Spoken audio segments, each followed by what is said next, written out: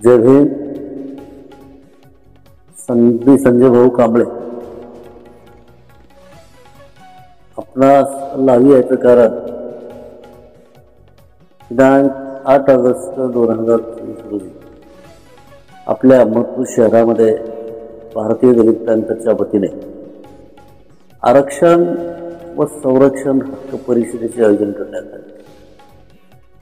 कारण आपल्या बौद्ध समाजाला, एसटी समाजाला आरक्षण दिलं गेलं, परंतु खऱ्या अर्थानं त्या आरक्षणाची अंमलबजावणी होत नाही.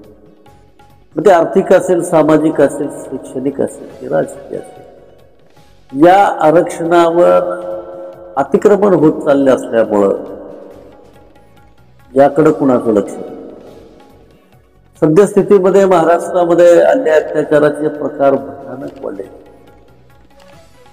दररोज कुठे ना कुठे बलात्कार होतो आहे, खून होतो आहे.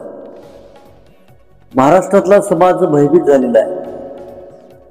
भारतीय संविधानानं दिल्यानुसार दलित समाजाला आता संरक्षण दिलं जात नाही. संपूर्ण समाज भयभीत झालेला आहे. समाजाच्या आरक्षणाकडे आणि संरक्षणाकडे कुणाचं लक्ष नाही.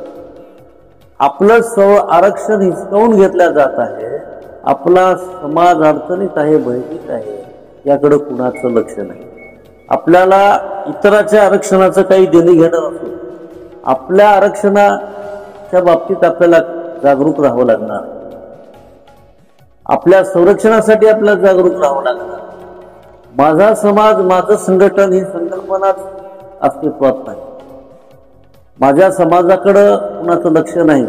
मी आणि माझं मध्ये सगळा समाज अडकला असल्यामुळे संबंध समाज महाराष्ट्रामध्ये अडचणीत आहे. म्हणून महाराष्ट्रातल्या तमाम दलित समाजाला संरक्षण द्यायचं असेल तर बाबासाहेबांनी सांगितल्याप्रमाणे आता दीप भव आपल्याला स्वयंप्रकाशित व्हावं लागणार आहे आणि संघटित व्हावं लागणार आहे. पुन्हा बाबासाहेब येणार नाही, पुन्हा बाबासाहेब पुढे नाही.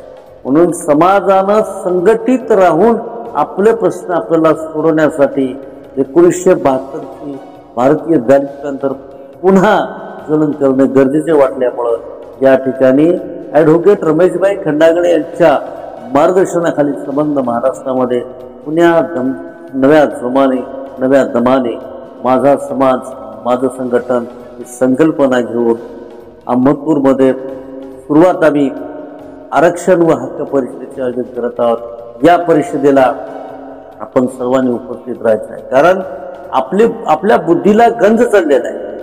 या ठिकाणी आपले प्रश्न आपल्याला सोडायचे आहेत. म्हणून आपण जागरूक होण्यासाठी, आपली बुद्धी वाच करण्यासाठी या ठिकाणी महाराष्ट्रामधले आंबेडकरी विचारवंत आदरणीय R.D. जोगदंड यांचं व्याख्यान या ठिकाणी ठेवण्यात आलेलं आहे. त्यांचं व्याख्यान आपण ऐकायचं आहे. त्यानंतर पुणे येथील स्नेहा खंडागळे, धम्मपाल सावंत, धम्मजित तिगोटे, नितीन कांबळेच्या अनेक शाहिरांचा गायनाचा कार्यक्रम या ठिकाणी ठेवण्यात आलेला आहे. आपण या सर्व कार्यक्रमांचा लाभ घ्यावा आणि आपण उपस्थित राहावं ही विनंती. जय. बस.